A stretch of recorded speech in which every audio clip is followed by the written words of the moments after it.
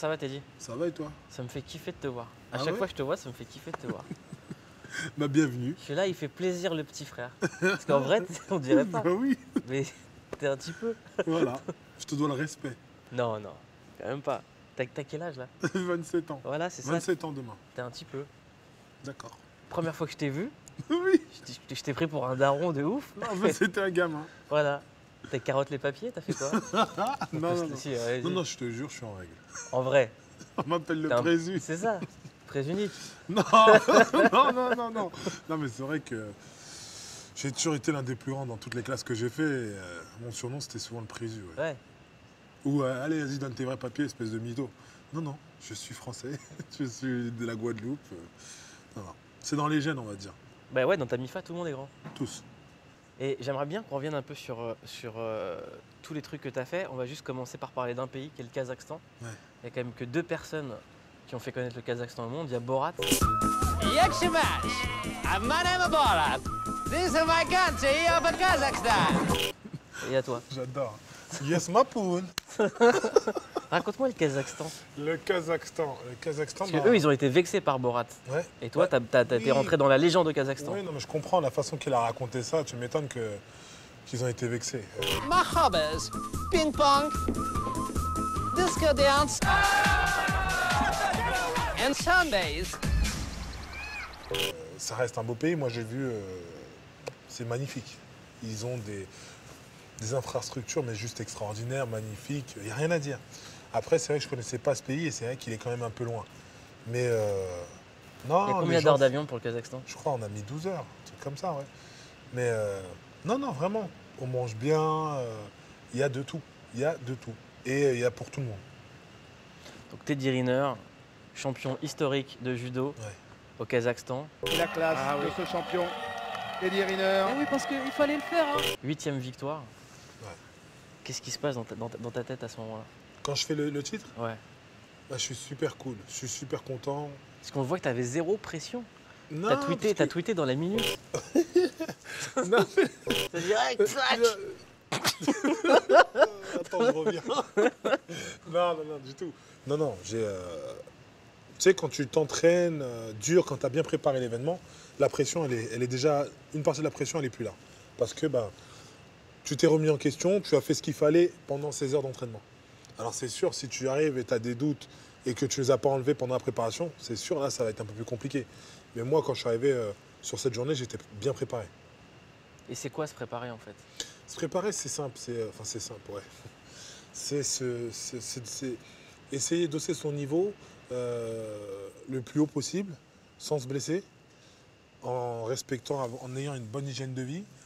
C'est, par exemple, dans la saison, en général, tu vas faire 5 randoris. Et bien là, tu vas en faire 10. C'est quoi un Un randonnée? randori, c'est un combat au judo.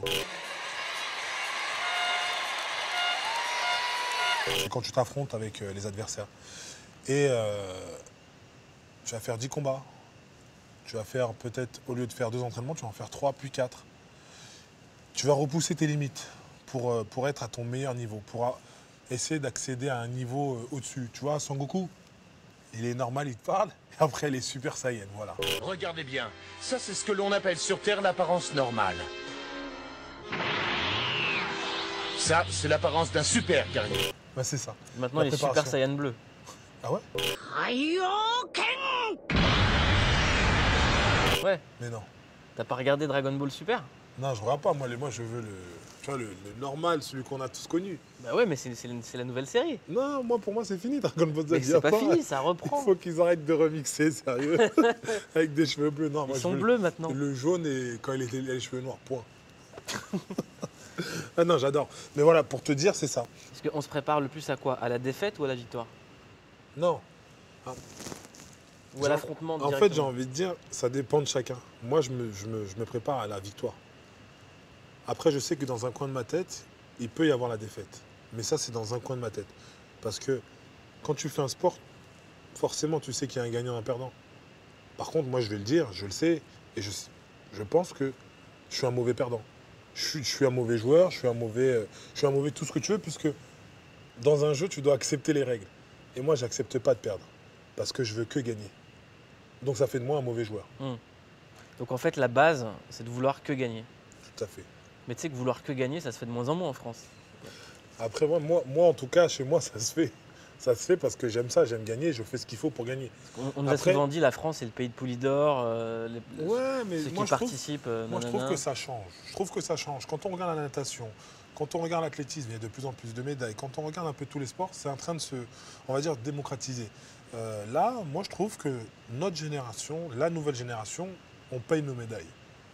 On est en train de poser notre courage sur les tapis, sur les compétitions. On va chercher la gagne. Et ça c'est, j'ai envie de dire, c'est un point positif. Donc l'important, c'est de gagner. Ouais, c'est la phrase, l'important c'est de participer. Pour moi, voilà, c'est une belle phrase, mais elle ne fait pas partie de ma façon de voir les choses. Donc les prochains Moi, JO, c'est- yes week-end. Mais yes week-end, bien sûr, je bosse pour ça. Je ne vais pas pour faire figurant ou pour monter sur la deuxième marche. Je vais tout donner pour gagner. Après, dans le coin de la tête, il faut se dire que il peut se passer ça et ça peut arriver de perdre. Mais c'est pas pour ça que je bosse. C'est pas pour ça que je me lève le matin. Et si tu gagnes, Inch'Allah, Ouais. les JO, est-ce que tu as conscience que là, tu es imbattable dans l'histoire? C'est-à-dire que même Apollo Creed, il n'a pas eu ça. Ouais, après, il n'y a qu'un seul mec chez nous, au judo, qui détient le record olympique. Parce qu'en championnat du monde, il n'a jamais rien fait. C'est Nomura. Il est triple champion olympique. Moi, en tout cas, niveau championnat du monde, c'est moi qui ai le record. Mais j'aimerais bien quand même avoir une deuxième médaille d'or olympique. Et puis, si jamais mon corps va bien, si jamais l'envie est toujours là, si jamais voilà, on se dit qu'on repart, ça serait de terminer en 2020 au pays du judo, tu vois. Ça serait une belle conclusion. Je serais là. Ouais, il y a intérêt. Et tu parles du pays du judo. Qu'est-ce que ça leur fait, à eux, de voir que c'est un Renoir français qui masterise le game? Pas du bien. Pas du bien parce que je sais que voilà, quand je viens au Japon, peu importe l'université où je vais, tu peux être sûr que l'équipe du Japon va se déplacer pour venir m'affronter. Après, moi, je prends. Parce que voilà, de toute façon, c'est un sport de combat. Il ne faut jamais refuser. Il faut toujours prendre des informations sur ses adversaires directs. Mais je pense que le Japon, c'est un pays chauvin. C'est un pays chauvin parce que je me souviens aux Jeux Olympiques de 2012, moi, j'avais beaucoup de famille et je cherchais des places. Et la plupart des places que j'ai achetées, voire pratiquement la totalité, je les ai rachetées à des Japonais. Or, on sait tous que le Japon aime le judo. Et c'est la seule journée où les places des Japonais, ils les revendaient. Pour dire que voilà, on ne va pas voir un Français gagner. Ils sont dignes. Ils sont dignes, mais voilà. Le Japon, c'est leur sport phare. Et en plus de 100 kilos, c'est leur catégorie reine.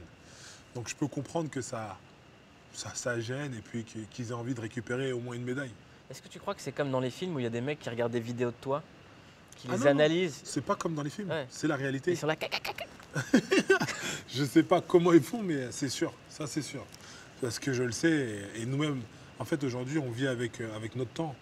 La technologie, les caméras, c'est ce qui fait que on peut avoir un temps d'avance sur nos adversaires, on peut travailler en conséquence. Moi je le sais et on le fait, on a de la vidéo, on a toutes les vidéos de chacun des adversaires que je peux rencontrer. Et toi, est-ce que par exemple, quand tu regardes une vidéo, ça t'aide? Une vidéo d'un autre combattant? Ça m'aide, oui, ça m'aidait. Parce qu'avant... Est-ce que tu dis quoi? Tu dis, ah, il réagit comme ça à tel genre de pression ou il non, est... c'est juste que en fait, la vidéo, ça te permet de voir des choses que toi, tu ne peux pas voir dans le combat quand tu l'affrontes. Des points techniques, comment il va amorcer une attaque, comment il se déplace, s'il est gaucher, s'il est droitier. C'est de prendre on va dire, des informations supplémentaires sur l'adversaire. Autrefois, j'utilisais beaucoup ça. Aujourd'hui, maintenant, moi, j'ai compris une chose, c'est que peu importe, l'information que j'ai besoin de savoir, c'est s'il est droitier, s'il est gaucher. Après, derrière, il ne faut pas être spectateur de son combat, il faut être acteur. C'est toi qui vas créer ton opportunité, c'est toi qui vas aller chercher la gagne. Dans toute compétition, dans tout, on va dire, dans tout schéma, peu importe le monde, s'il est sportif ou on va dire la vie active, vie professionnelle, moi, ma médaille, elle est là. Celle de Rio, elle est là. Simplement, c'est pas elle qui va venir à moi. C'est moi qui vais devoir aller la chercher. C'est moi qui vais devoir œuvrer. C'est moi qui vais devoir me préparer pour aller la chercher. Et ça, c'est ce que j'essaie de dire, c'est que ça, c'est valable pour tout le monde. On a un but, un objectif, il faut faire ce qu'il faut. Il faut se donner les moyens pour aller le chercher. Il faut se donner les moyens d'y arriver. Aujourd'hui, notre jeunesse, elle est trop tranquille, ça va arriver. Il n'y a pas besoin de se dépasser. Voilà, j'ai envie de ça. D'accord, mais ça, comment on fait? Mais non, mais c'est simple. Il n'y a pas de comment on fait. Tu veux, vas-y, va chercher. Donne-toi les moyens. Sors-toi les doigts pour y aller. De là où ils sont pour que Voilà. tu ailles au chômage. Bien sûr, voilà. On parlait de ça avant l'interview. Est-ce que tu es un modèle pour plein de jeunes? Est-ce que tu as senti un impact réel? Ou justement, le fait que tu es dans un sport qui est quand même un sport qui vient du Japon, tu viens de Guadeloupe, 8 championnats du monde gagnés, et tu viens d'un quartier. Est-ce que tu penses que tu as fait du bien à la jeunesse française? Oui, je pense. Souvent dans la rue, je vois des petits qui me disent « Ouais, je vais être comme toi ». Parfois dans des compétitions, ça m'arrive de voir Go Guadeloupe, tu vois. Quand je rentre au pays, c'est juste la fête, c'est juste le feu. Les chances que j'ai avec les gens, il est positif. Ils me disent merci, ils me disent mon fils, il reprend courage, ma fille, elle adore, elle se dépasse, elle veut devenir comme toi. Je lui dis, après parfois je blague, je fais non mais faut qu'elle reste toute mimi. Hein. Mais t'es tout mimi aussi. Ouais. Hein. Mais Non, voilà. c'est vrai, t'es beau. Arrête, tu vas me sais, faire arrête, rougir. je Je suis déjà tout bleu là. Non mais voilà, le retour que j'ai avec les gens, c'est cool. C'est cool et c'est un bon échange.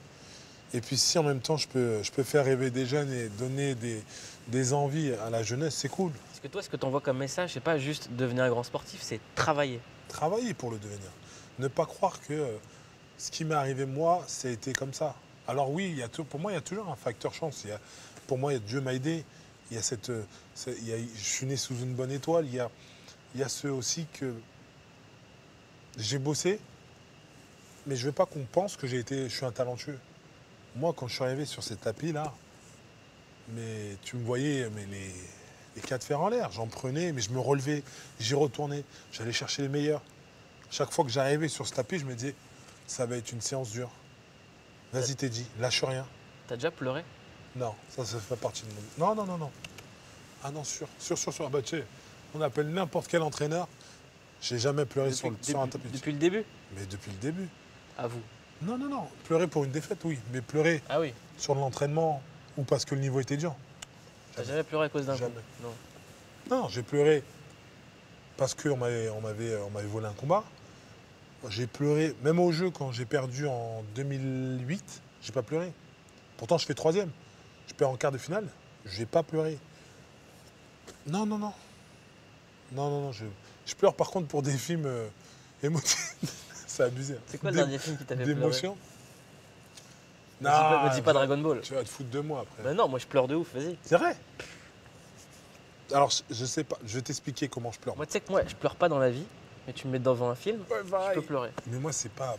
Moi, c'est de l'émotion. Dès qu'il y a on va dire, parce que c'est un film, hein, Ouais. une actrice et l'histoire mêlée à ça, qui te donne l'émotion, je fais.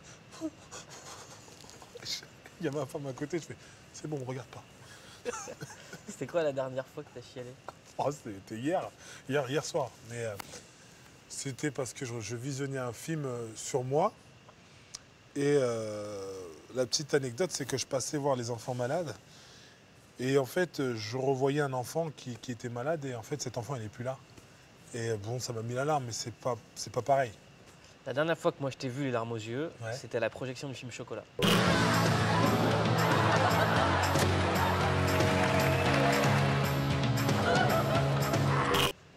Ouais. T'étais très très ému. Oui. Chocolat, c'est un film que tout le monde disait, c'est un film qui va faire du bien. Il n'y a pas eu encore un film avant Chocolat qui racontait une histoire qui concernait un noir français, sans que ce soit des noirs à la neige ou Ouais. tu vois, Comment ça s'appelle Étoile. Première étoile. Ouais. Pourquoi on n'aurait jamais au ski, non? Parce que c'est très cher la montagne. Et comme papa travaille pas beaucoup en ce moment, Feignant, vacabond. Pour la rien. Et pourquoi on partirait pour ski justement, hein?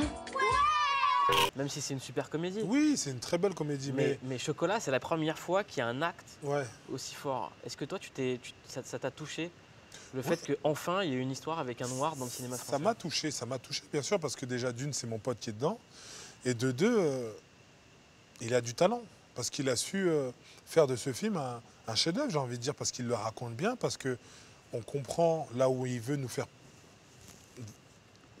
arriver. Il y a de l'émotion, il y a de l'action, il y a de l'humour. Il y a un mélange et ça, j'aime beaucoup. J'aime les films comme ça.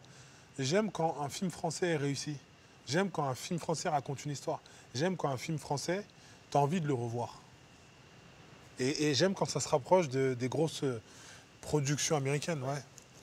Tu vois, ce qui me fait plaisir, c'est que toi, tu l'envisages sous le prisme artistique, Ouais. le film. Et que la plupart des gens ont vu un noir qui fait un film. Ouais, la France. C'est dommage, il ne faut pas voir ça comme ça. Il faut voir un mec qui réussit dans le cinéma, un mec qui raconte une histoire, qui est dans un film où il y a un peu de racisme, où en même temps c'est une histoire vraie. Et c'est ça qu'il faut raconter. Parce que ce gars-là, il ne faut pas oublier qu'il est mort. Et il a essayé de faire quelque chose. Donc je trouve que c'est bien de raconter cette histoire. Toi, et c'est bien parce que... Toi, tu t'en es jamais plaint. Non, mais moi après, quand on me voit, c'est un peu dur d'être raciste avec moi. Non, pour être un peu plus sérieux, j'ai jamais vraiment subi le racisme. Non, et puis je me souviens d'une fois à l'école, j'ai embêté une de mes camarades, mais pour rigoler, on rigolait, et puis à un moment elle a dit « Mais vas-y, arrête, sale noir !» Je lui ai dit « Quoi ?» J'ai dit « Ok ». Alors je connais mes droits, parce que mes parents m'ont toujours expliqué les droits que j'avais. Je fais « Je vais porter plainte contre toi ». Mais j'allais pas le faire. Et là, elle s'est décomposée. Elle s'est dit, mais excuse-moi, mais ça m'a échappé. Oui, mais ça se dit pas. Tu peux pas me dire des choses comme ça. Je vais porter plainte. Ça va t'apprendre. Donc, si tu reçois une convocation de la police, tu comprendras. Non, mais je m'excuse. Tu sais, je t'aime bien, machin. Je fais, bon, ça va, je rigole, mais que ça t'arrive pas. Et où est-ce que tu as croisé le plus de noirs, dans le judo ou à Sciences Po? Dans le judo.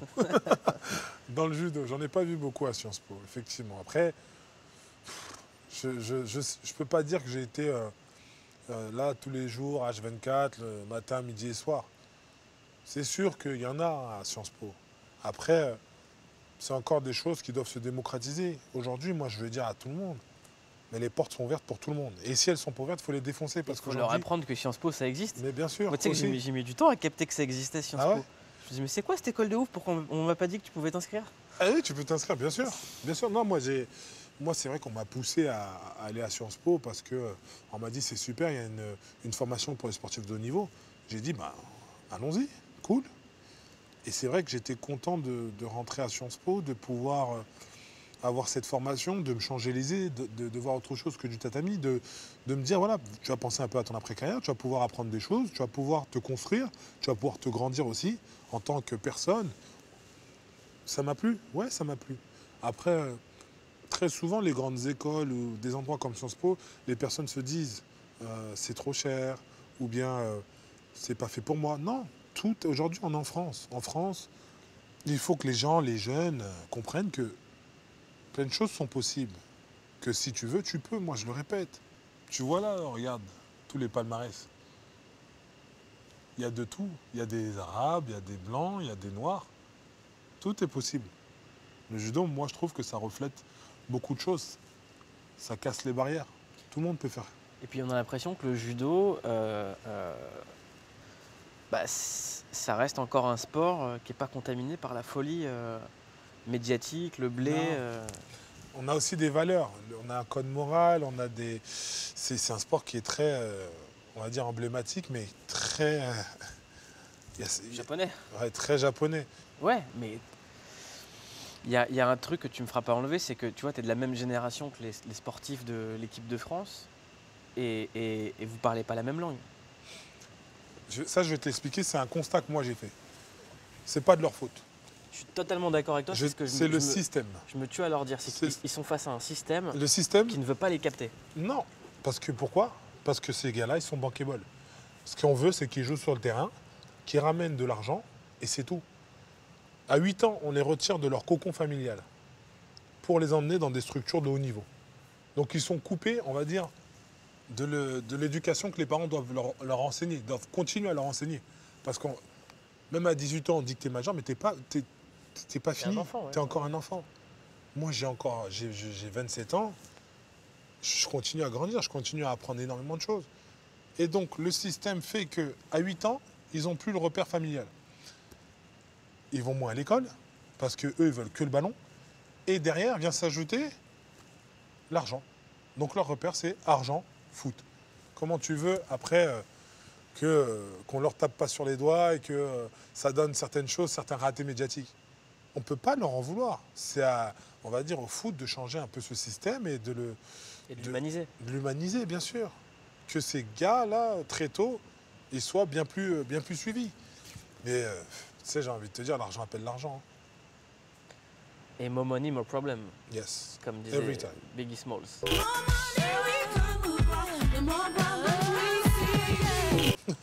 Le grand Biggie Smalls, du haut de sa tour d'ivoire. Tout à l'heure, tu as dit grâce à Dieu, tu es croyant? Ouais. Chrétien, j'étais enfant de cœur, moi, en plus. C'est vrai? Ouais. Raconte-moi cette époque. Je mets les points de l'attention. Ouais, j'étais très tôt, moi, de toute façon, nous à la maison, c'était on mangeait et à la fin quand on avait fait les devoirs et on s'était brossé les dents, c'était tout le monde au chevet du lit de papa et maman et on faisait la prière. Le matin, à l'école, de la maison à l'école, on récitait le Notre Père. Alors ensuite, dès qu'on avait fini, je sais pas, je comptais pas, hein, on enchaînait avec le Je vous salue Marie.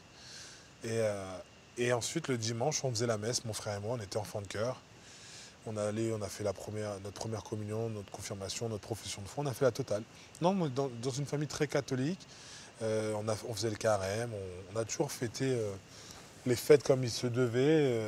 On a toujours jeûné quand on devait faire le jeûne et prier quand on devait prier. Ouais. Est-ce que la mentalité d'un sportif s'est renforcée quant à la foi?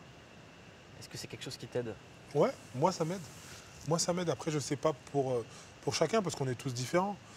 Mais moi ça m'aide. Ça m'a aidé et ça continue à m'aider. Moi, quand je monte sur le tapis, quand je termine une compétition, quand j'ai du mal sur le tapis à l'entraînement, ou même quand je vois une côte et je dois la gravir avec mon préparateur physique, je demande à Dieu de m'aider. Je dis je lui parle, je le remercie quand c'est fini. Je discute avec lui. Quand je fais quelque chose, j'ai la critique trop haute ou je sais que j'ai pas fait quelque chose de bien, je dis excusez-moi Seigneur. Ouais. C'est quand la dernière fois que tu as remercié Dieu? À la fin de ma compétition en Turquie.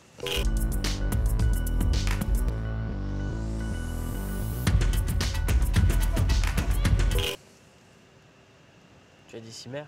Non, je dis merci Seigneur, merci et puis aidez-moi à continuer quoi. Moi j'ai pas de problème avec de parler de religion quoi. Ouais, moi je suis chrétien, je le revendique pas, je le crie pas sur tous les toits.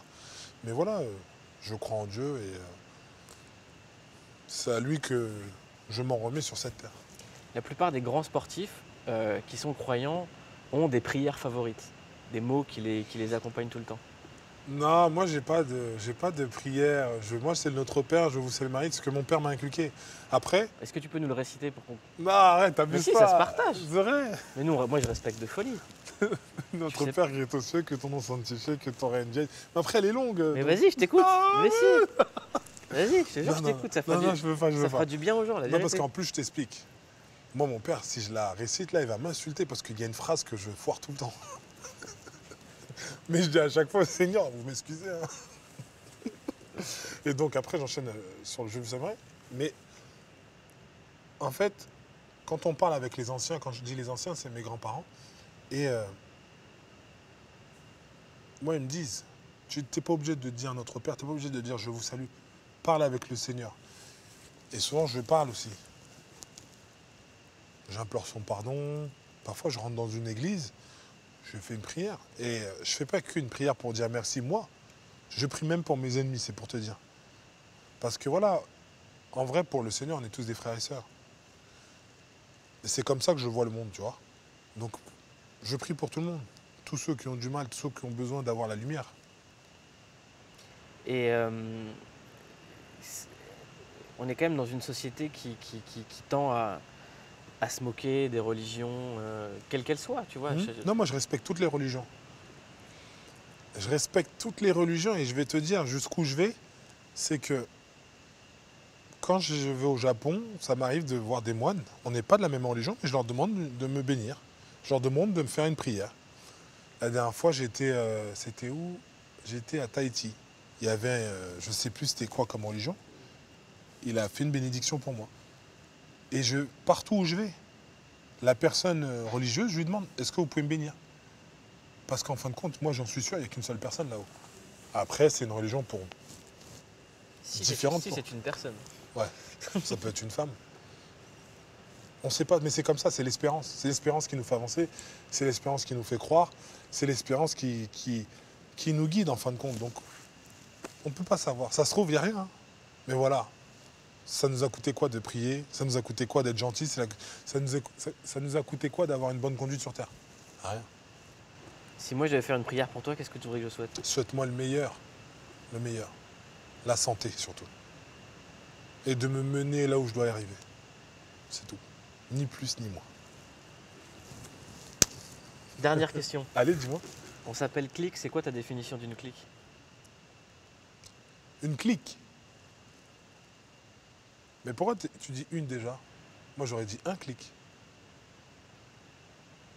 Pour moi c'est t'as ta souris et tu cliques.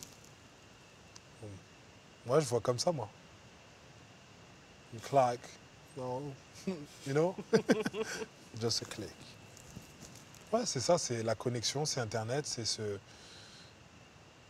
Je pense que c'est décidé. Pour moi, c'est ça. Une clique ou un clic, c'est décidé. Parce qu'à partir du moment où tu appuies, c'est que tu as décidé. Ouais, je le vois comme ça. Tu me fais kiffer, t'as dit. Ouais, pourquoi? Parce que tu me fais kiffer d'exister. Ah, c'est gentil, gars. Merci beaucoup. Merci à toi. Maintenant, on passe à la session judo. Non.